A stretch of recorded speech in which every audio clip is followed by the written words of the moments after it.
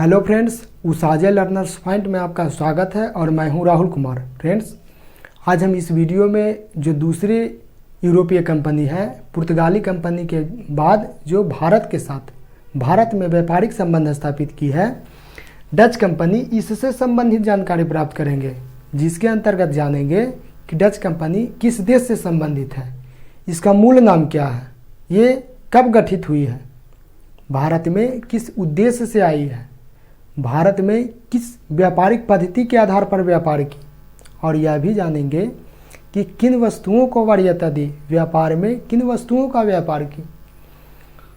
और अंततः यह भी जानेंगे फ्रेंड्स कि 16वीं शताब्दी में पुर्तगाली कंपनी इस कदर भारतीय क्षेत्रों पर, खासकर जो पश्चिमी तट है वहाँ पे और हिंद महासागर में अपना प्रभुत्व स्थापित किए हुए हैं, एकाधिकार स्थापित किए हुए हैं, कार्टेज आर्मेडा काफिला व्यवस्था लागू किए हुए हैं, जिसके लिए भारत की जो केंद्रीय सत्ता पे शासन कर रहे हैं मुगल साम्राज्य, वो भी उस व्यवस्था के लिए बाध्य है।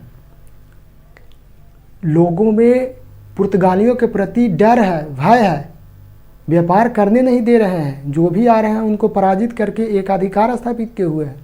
तो डच कंपनी के पास ऐसी कौन सी शक्ति है, ये कंपनी भारत के साथ व्यापारिक संबंध स्थापित करने से पहले पूरी तैयारी की, तो इनके पास ऐसी कौन सी शक्तियाँ थी जो पुर्तगालियों प्रभुत्व के बाद भी ये व्यापारिक संबंध बनाने में सफल हुए। यह भी जानेंगे कि जो कंपनी है किस स्तर तक अपनी व्यापारिक विस्तार किए, और अंततः जब व्यापारिक विस्तार किए तो इन कंपनी का पतन क्यों हो गया। सभी प्रश्नों की जानकारी फ्रेंड्स आज हम इस वीडियो में आपको देंगे। तो फ्रेंड्स, मेरा जो सबसे पहला प्रश्न है कि डच कंपनी किस देश से संबंधित है, इसका मूल नाम क्या है। मूल नाम मतलब इसको स्थानीय भाषा में समझ सकते हैं ऐसे कि किसी भी व्यक्ति का दो नाम होता है, एक घरेलू नाम और दूसरे जो स्कूल में होते हैं या समाज घर या परिवार में जो होते हैं वो, और एक स्थानीय पुकारू नाम, जैसे छोटू मोटू, ज़्यादा मोटा है तो मोटू, छोटा है तो छोटू, और छोटा है तो छोटका, जो स्थिति है जो है। तो इसका पुकारू नाम तो ये डच कंपनी है। इसका मूल नाम क्या है, देखिए, इसको सबको आज हम इस बारी बारी से जानेंगे। ये जो डच है ना, न किसी स्थान का नाम है न किसी देश का नाम है, तो ये क्या है, ये एक भाषा है। डच एक भाषा है। किस देश का, तो नीदरलैंड है उसका या हॉलैंड है उसका। ये हॉलैंड या नीदरलैंड का भाषा है, जिसको राजभाषा से उस देश ने उसे राष्ट्रीयता प्रदान की है, वो उस देश का राजभाषा है डच कंपनी। नीदरलैंड से संबंधित जो कंपनी है उसका पुकारू नाम समझिए तो डच कंपनी है। जिस तरह से पुर्तगाली कंपनी का जो पुकारू नाम है पुर्तगाली कंपनी है, लेकिन जब हम इसकी बात करते हैं मूल नाम की तो 1505 ईस्वी में गठित हुई है एस्तादो द इंडिया। ठीक उसी प्रकार से डच कंपनी का पुकारू नाम है, इसका मूल नाम है 1602 ईस्वी में गठित हुई है बेरीगंदे ओस्ट इंडीज। बेरीगंदे ओस्ट इंडीज और कंपनीज, और नहीं है, बेरीगंदे ओस्ट इंडीज कंपनीज है। 1602 ईस्वी में गठित हुई है। नीदरलैंड के जो शासक हैं उन्होंने इस कंपनी का गठन किया है, लेकिन स्थिति यही नहीं है, सिर्फ ये कंपनी नहीं है। नीदरलैंड के शासकों को ये जानकारी थी कि हम जब भी यूरोप से, ये जो नीदरलैंड है यूरोपीय कंपनी है, इसको हम थोड़ा सा ये जो टॉपिक है कंपनी से संबंधित इसको हल कर देते हैं, उसके बाद हम इसकी ऐतिहासिक और भौगोलिक स्थिति के बारे में जानकारी प्राप्त करेंगे। तो वहाँ के शासक सोचते हैं कि नहीं, जब हम यूरोप से भारत के साथ बीच में जब व्यापारिक संबंध स्थापित करेंगे तो हमारा जो सबसे प्रतिद्वंदित कंपनी है वो पुर्तगाली कंपनी है। हो ना हो, जब वहाँ के शासकों को इन्होंने पराजित किया एकाधिकार के कारण, अरबी व्यापारियों को मारा एकाधिकार के कारण, तो ये हमें नहीं बख्शेंगे। हमसे भी ये लड़ाई करेंगे। इसके लिए उन्होंने वहाँ की नीदरलैंड की जो बहुत सारी कंपनियाँ थी सबको यूनाइट किया, एक किया कि देखिए आप लोग एक होइए, एकता में ही शक्ति है। और इस और नाम रखा United East India Company of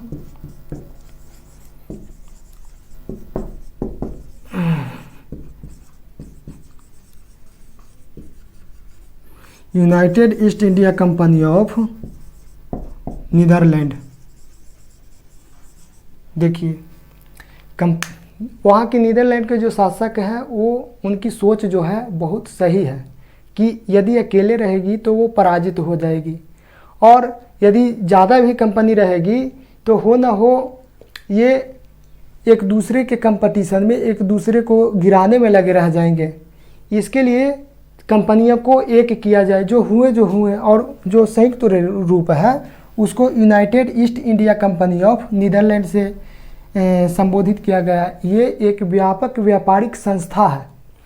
ये United East India Company of Netherland ये एक व्यापक व्यापारिक संस्था है।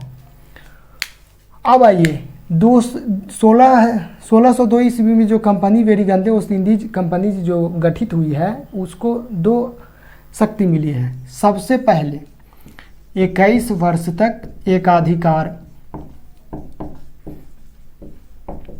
और सैन्य,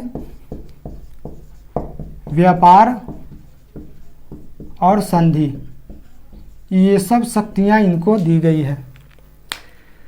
1602 ईस्वी में कंपनी गठित हुई है। 21 वर्ष के लिए एकाधिकार और सैन्य, व्यापार, संधि, ये सब शक्तियां इनको मिली है। क्यों मिली? पुर्तगाली कंपनी के बारे में जानकारी प्राप्त किए तो उसको तो ये सब एकाधिकार या शक्तियां नहीं मिली थी। वो तो सिर्फ लेखा जोखा करते थे। वहाँ पे एक वायसराय पद दिया गया था, व्यापार करते थे। जो माखन होता था वो पुर्तगाल के शासक लेते थे। माखन का अर्थ आप लोग समझ गए होंगे। तो इन कंपनी को, डच कंपनी को 21 वर्ष के लिए और सैन्य, व्यापार, संधि, ये सब शक्तियाँ क्यों मिली? इसके पीछे कारण क्या है? तो इसके पीछे कारण जानने के लिए हमें थोड़ी नीदरलैंड की ऐतिहासिक और भौगोलिक स्थिति जाननी होगी। सबसे पहले हम जानते हैं इसकी थोड़ी ऐतिहासिक स्थिति। उतना डीप में नहीं जाएंगे, लेकिन जितना आपको ज़रूरत है उतना स्थिति तक हम ले जाएंगे। तो नीदरलैंड की जब ऐतिहासिक स्थिति की बात करते हैं फ्रेंड्स, तो वो 1581 ईस्वी तक स्वतंत्र नहीं था। 1581 ईस्वी के पूर्व वो स्पेन का अधिकार में थे। स्पेन उस पर शासन किए हुए थे, वो स्वतंत्र नहीं था। बहुत सारे अभियानों के बाद, बहुत सारे नेताओं के बलिदानों के बाद 1581 ईस्वी में नीदरलैंड आज़ाद हुआ है। अब आज़ाद हुआ है तो उस समय उसकी आर्थिक स्थिति बहुत कमज़ोर है। देखिए ये सब बताने से हमको ये 21 वर्ष सैन्य, व्यापार, संधि, ये सब सभी जो तथ्य हैं वो सब आपके सामने रखे जाएंगे। आसान होगी ये समझने में कि क्यों मिली। देखिए कोई भी टॉपिक को पढ़ना हो तो क्यों, कारण, कैसे, कब, ये सब जानिए उसमें घुस करके, तभी कोई भी एग्ज़ाम को, कोई भी कंपटीशन को कम्पीट कर पाइएगा। तो ये 1581 ईस्वी में स्पेन से आज़ाद हुए हैं। उस समय उसकी आर्थिक स्थिति बहुत कमज़ोर है। अब सोचिए कि जो देश 1581 ईस्वी में आज़ाद हुई है उसकी आर्थिक स्थिति कमज़ोर है। वो देश 1602 ईस्वी में, देखिए 21 वर्ष, 1602 और 1581 के बीच में 21 वर्ष है। यहीं से निकलेगा 21 वर्ष वाला फंडा, बाद में उसको बताएंगे। तो 21 वर्ष में ऐसी कौन सी नीति अपनाई जिस कारण वो एक कंपनी गठित कर ली, और वो भी पुर्तगाली कंपनी के विरोध में, जो वहाँ के शासक को नहीं छोड़ रहे हैं, अरबी व्यापारियों को पराजित किए हैं। तो इसके पीछे कारण जानिए।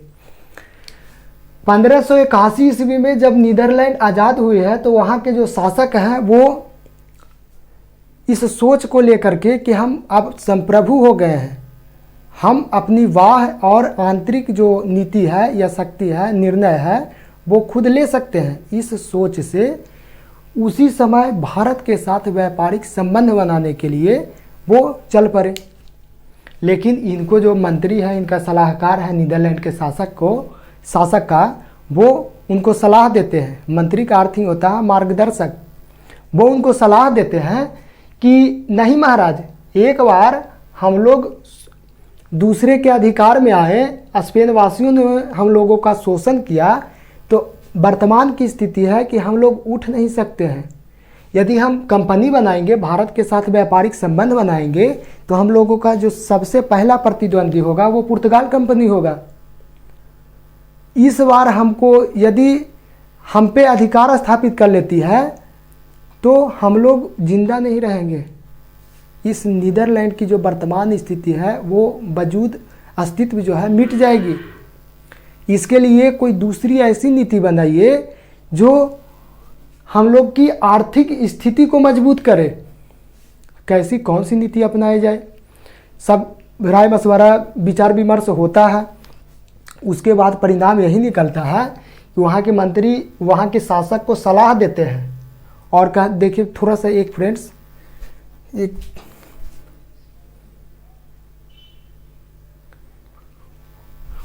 देखिए नीदरलैंड के जो शासक है वह देखिए फ्लाइट मोड में डाल रहे थे मोबाइल। इससे होता क्या है कि कहीं किसी का फ़ोन वगैरह आता है ना तो वीडियो कैंसिल हो जाता है, वहीं पे रुक जाता है, बहुत ध्यान देना पड़ता है। तो नीदरलैंड के शासक और मंत्री ये समय विचार विमर्श हुए। निर्णय यही हुआ कि हम लोग कोई ऐसी नीति अपनाएं जिससे हमारी आर्थिक स्थिति मजबूत हो। तो क्या हो, तो मंत्रियों ने सलाह दिया कि महाराज आप जाइए पुर्तगाल के शासक से मिलिए, पुर्तगाल को बोलिए कि जो भारतीय वस्तुएं मसाले खासकर आ रहे हैं उनमें कुछ हमरो सहयोग ले, हमको सहयोग दे। क्यों सहयोग देगी, तो देखिएगा क्यों देगी, वो भी कारण है। नीदरलैंड के जो शासक हैं पुर्तगाल आए, पुर्तगाल के शासक से मिले और बोले कि महाराज आप माखन खा रहे हैं, अब घी पीजिए, अब घी की बारी आई। घी क्या है, तो पुर्तगाल के शासक नहीं समझे। पुर्तगाल के शासक बोले कि क्या, हम नहीं समझ में आ रहा है हमको। तो उन्होंने बोला पुर्तगाली शासक को, नीदरलैंड के शासक, कि महाराज जो आप भारतीय वस्तुएं जो ला रहे हैं, भारतीय वस्तुओं को आप हमारे हाथों में सौंप दीजिए। जिस तरह से आप पूरे यूरोप में वितरित कर रहे हैं हम उसी तरह से करेंगे, आपको ज़्यादा समस्या नहीं लेनी है। कहाँ इस देश पूरे यूरोप में लगे हुए हैं, आप हमसे एक निश्चित वे में पैसा ले लीजिए ना। मान लीजिए कि वहाँ से 10 रुपये ला रहे हैं किलो, तो आप कमा लीजिए 5 रुपया ले लीजिए, 15 रुपया। बाकी हम पूरे यूरोप में बेचेंगे और अपना हम आर्थिक स्थिति भी मजबूत करें। इस समय आर्थिक स्थिति की बात नहीं बोले थे, बोले कि हम आपको सुविधा देंगे और हम बाकी पूरे यूरोप में हम भागी लेते हैं कि कैसे हम बेचेंगे। यहाँ के जो शासक हैं वो बोले कि बात सही है, काहला इतना माथा पेची करेंगे, वो देश में कितना सामान सप्लाई हुआ, मसालों का पैसा आया नहीं आया, कहीं उधार है कहीं पैसा डूब गया है, तो इससे बेहतर है कि नीदरलैंड को दे देते हैं। और उन्होंने दे दिया। नीदरलैंड के शासक को उन्होंने पूरे कार्यभार, जो भारतीय मसाले पुर्तगाली कंपनी ला रहे थे, सभी नीदरलैंड के शासक को दे दिए कार्यभार। अब देखिए वो कैसे किस तरह से व्यापार करते हैं। भारत से जो वस्तुएं आ रही थी वो देखिए ये वाला जो है ना पोर्शन, ये जिब्राल्टर की संधि है। जब हम ज्योग्राफी की जिब्राल्टर ये जब हम ज्योग्राफी की क्लास करेंगे तो पूरे आपको भौगोलिक स्थिति से रूबरू कराएंगे। चिंता की बात नहीं है, सिर्फ चैनल पे बने रहिएगा और वीडियो अच्छा रहेगा, आपको अच्छा लगेगा तो शेयर और सब्सक्राइब कर दीजिएगा। जो भी कंपटीशन की तैयारी करते हैं उनको इस वीडियो से सहूलियत होगी। तो व्यापार कर रहे हैं, यहाँ से आ रहे हैं, ये वाला जो पुर्तगाल में अपना भर वस्तुएं रख लेते हैं और इस रास्ते से ये नीदरलैंड में उतार लेते हैं, क्योंकि जो जिम्मेदारी है वो तो नीदरलैंड की है। देखिए ये वाला जो है बिस्के की खाड़ी है। थोड़ी भौगोलिक स्थिति के बारे में आपको जानकारी दे देते हैं। बिस्के की खाड़ी है, ये वाला जो क्षेत्र है, ये चैनल जो है इंग्लिश चैनल के नाम से जानी जाती है। इंग्लिश चैनल, ये यूके है, यूके ब्रिटेन, अंग्रेज और ये जो यूरोप के बीच में जो जल संधि है, चैनल है, इसको इंग्लिश चैनल के नाम से जाने जा रहे हैं। ये आयरलैंड है, देखिए आयरलैंड और यूके के बीच में ये जो क्षेत्र है ये है आयरिश सागर।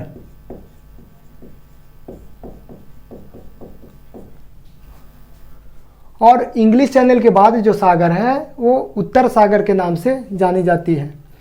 अब देखिए इस रास्ते से बिस्के की खाड़ी और इंग्लिश चैनल होते हुए नीदरलैंड में जहाज को रोकते हैं और वहीं से पूरे सामान को वितरित करते हैं। नीदरलैंड की खास बात यह है कि वहाँ पे सबसे जो व्यस्ततम बंदरगाह उस समय की वो रोटरडम है, वो नीदरलैंड के पास ही है। नीदरलैंड के पास सबसे व्यस्ततम बंदरगाह रोटरडम, उस समय की भी यूरोपीय महादेश की सबसे व्यस्ततम बंदरगाह रोटरडम थी और वर्तमान में भी सबसे व्यस्ततम है रोटरडम याद रखिएगा 2-3 बार की नीदरलैंड की बंदरगाह है। और यहाँ की हम बात करें नीदरलैंड की राजधानी की, तो वो है एम्स्टर्डम। देखिए अब जब थोड़ा एंट्री किए हैं तो थोड़ा जान लीजिए भौगोलिक भी, ऐतिहासिक तो जान ही रहे हैं, इतिहास तो पढ़ ही रहे हैं, लेकिन थोड़ी भौगोलिक जानने से सुविधाएं होती है। तो एम्स्टर्डम वहाँ की राजधानी है, रोटरडम वहाँ की बंदरगाह। देखिए यहाँ पे कितने बच्चे जो होते हैं कंफ्यूज होते हैं कि एम्स्टर्डम या रोटरडम, एम्स्टर्डम या रोटरडम। एम्स्टर्डम उसको छोड़ दीजिए, रोटरडम याद रखिए कि बंदरगाह है। देखिए याद रखना है दोनों, लेकिन बंदरगाह और राजधानी में दोनों में कन्फ्यूजन क्रिएट होते हैं। तो रोटरडम याद रखने का तरीका यही है कि नीदरलैंड की जो सबसे प्रमुख नदी है वो राइन नदी है, राइन, और उसी के किनारे पे मुहाना पे ये रोटरडम बंदरगाह है। तो राइन से रोटरडम दो। अब देखिए इन्होंने क्या किया, 1581 ईस्वी में नीदरलैंड के शासक पुर्तगाली शासक से बातें कर लिए हैं। पूरे जो दारोमदार है वो पुर्तगाली कंपनी का, वो नीदरलैंड के शासक ले लिए हैं और पूरे यूरोप में वो मसालों का वितरण कर रहे हैं। अब देखिए इनके मन में शुरू से ही यही इच्छा थी कि भारत के साथ डायरेक्टली प्रत्यक्ष रूप से व्यापार करें, और सबसे पहले उसमें बाधा बन रही थी आर्थिक स्थिति। तो आर्थिक स्थिति को कैसे सुधारा जाए, तो पुर्तगाली कंपनी की वस्तुओं को पूरे यूरोप में वितरित करके। अब देखिए ये कंपनी स्टार्ट कर दिए हैं, पूरे यूरोप में वितरण स्टार्ट कर दिए हैं, प्रारंभ कर दिए हैं, लाभ कमाने लगे हैं। पूरे 15 वर्ष तक ये लाभ कमाते हैं, 15 वर्ष तक ये इसी तरह से इसी वे में लाभ कमा रहे हैं, आर्थिक लाभ। अब देखिए अंदर से खलबलाहट है कि जब हम पुर्तगाली कंपनी के द्वारा जो माखन है उसको ला करके इतना लाभ कमा रहे हैं, तो हम डायरेक्ट भारत से जुड़ेंगे तो कितना लाभ कमाएंगे, जितना जल्दी हो सके भारत के साथ व्यापारिक संबंध बनाया जाए। इसी सोच से वो बढ़ रहे थे, पूरे लाभ कमा रहे थे। अब एक समय ऐसा आता है कि ये जितने भी पैसे हैं, 15 वर्ष की जितने भी पैसे हैं कमा रहे हैं, वो ये जलयान और सैन्य पे खर्च करते हैं। देखिए जलयान और सैन्य पर क्यों खर्च करते हैं, जलयान मतलब जहाज हुआ, और सैन्य ये दोनों पर खर्च करते हैं। क्यों? क्योंकि इनके पीछे तर्क ये देते हैं, बोलते हैं कि पुर्तगाली कंपनी के पास क्या है, जो भारतीय क्षेत्रों पर अपना प्रभुत्व स्थापित किए हुए हैं, जो हिंद महासागर पर अपना एकाधिकार स्थापित किए हुए हैं, कार्टेज आर्मेडा काफिला व्यवस्था लागू किए हुए हैं। क्यों? तो इसके पीछे कारण यही है कि वो उनके पास जलयान है, उनके पास सैन्य शक्ति है, ये दोनों से मजबूत हैं, जिस कारण अपना एकाधिकार स्थापित किए हुए हैं। तो हम भी यदि ये दोनों क्षेत्र में जलयान और सैन्य स्थिति में मजबूत होंगे तो हम भी पुर्तगालियों को पराजित कर सकते हैं। तो क्यों ना हम अपना जो आर्थिक लाभ है वो देश को समर्पित कर दें और जलयान और सैन्य व्यवस्था को दुरुस्त करें, मजबूत करें कि पुर्तगालियों से हम लड़ सकें। पूरे 15 वर्ष तक ये जो कंपनी है, जो लाभ कमाई नीदरलैंड के शासक ने, वो इसी पे झोंक देते हैं, ये इन्वेस्टमेंट है एक तरह का, और बाद में इसका प्रीमियम क्या मिलेगा वो देखिएगा। जलयान पे ये खर्च कर दिए हैं, 15 वर्ष तक ये व्यापार किए, लगभग 1581 से 15 वर्ष बाद 1596 आई है। कहीं कहीं लिखा रहता है 1595, कहीं लिखा रहता है 1596। वहाँ से तो उखी सवाल है कि हम भारत के साथ जाए भाई, व्यापारिक संबंध बनाए।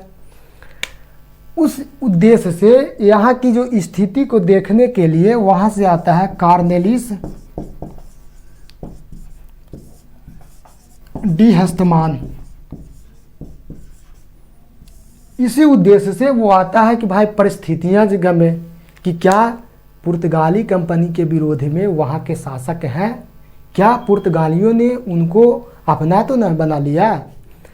यही सब परिस्थिति को देख करके वहाँ से यही सब परिस्थिति को जानने के लिए, गमने के लिए कॉर्नेलिस डी हस्तमान भारत आते हैं, इंडोनेशिया जाते हैं, पूर्वी देशों में घूमते हैं। अब ये वापस गए हैं, वहाँ के शासक को, नीदरलैंड के शासक को बताएं कि जनाब वहाँ की स्थितियाँ हैं कि पुर्तगालियों के प्रति लोगों में विद्वेष है, बुरे भावना है।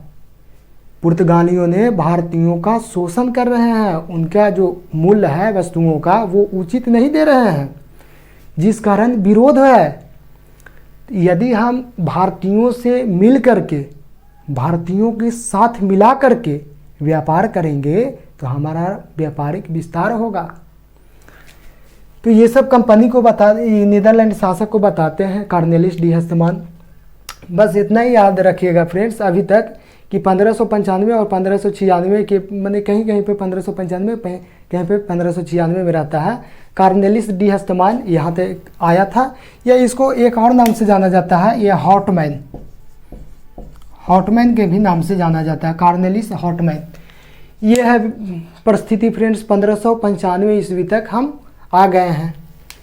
अब क्या होता है, यही सब शासक जान करके ये 1602 ईस्वी में बेरीगंदे ओस्ट इंडीज कंपनीज को गठित कर देते हैं। और इसका गठन का जो लगभग 21 वर्ष तक, देखिए 1581 और 1602 ईस्वी के बीच में 21 वर्ष है।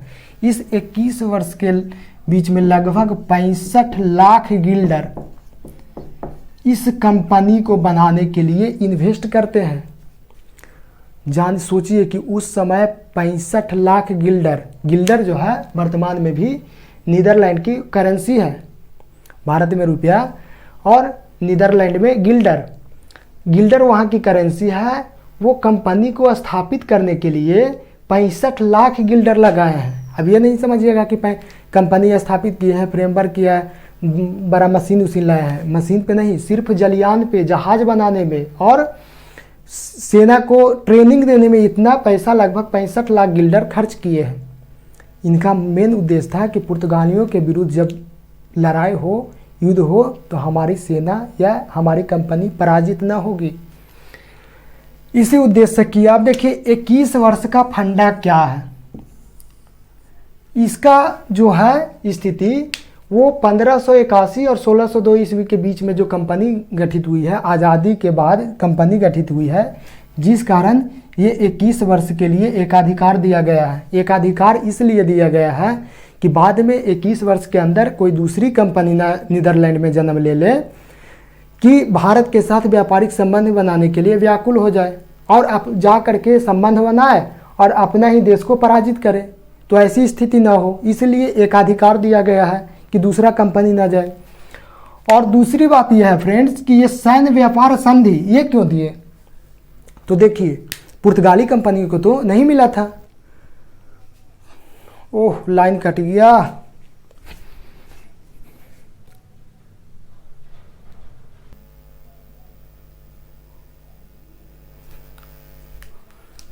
तो फ्रेंड्स ये सैन्य व्यापार संधि ये तो पुर्तगाली कंपनियों को नहीं मिला था, वो तो सिर्फ आए और अपना भाई सैन्य प्रदर्शन दिखाएं, डेरा धमकाएं, अरबी व्यापारियों को पराजित किए और अपना एकाधिकार स्थापित किए। कंपनी को एकाधिकार या कोई शक्तियां प्रदान नहीं किए गए थे ये वाले सैन्य व्यापार संधि।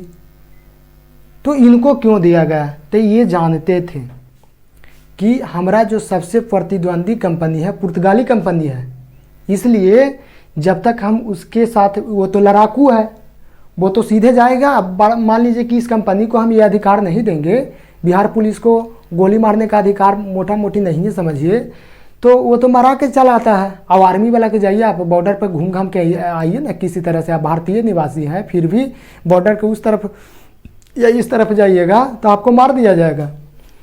तो उसको ये अधिकार दिया गया है ना, तब ना मार रहा है। अब यदि इसको अधिकार नहीं मिलेगा बिहार पुलिस जैसा, तो मरा के चला आएगा।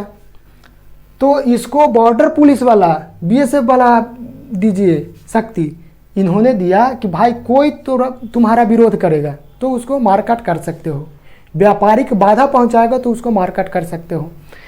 यदि तुमको लगेगा कि नीदरलैंड के हित में है यह व्यापारिक स्थिति या व्यापारिक संबंध बनाना किसी शासक से कि ये नीदरलैंड के हित में है, तो आपके उनके साथ व्यापारिक संबंध बना सकते हैं, उनके साथ संधि कर सकते हैं, ये सब कर सकते हैं। संधि में क्या होता था?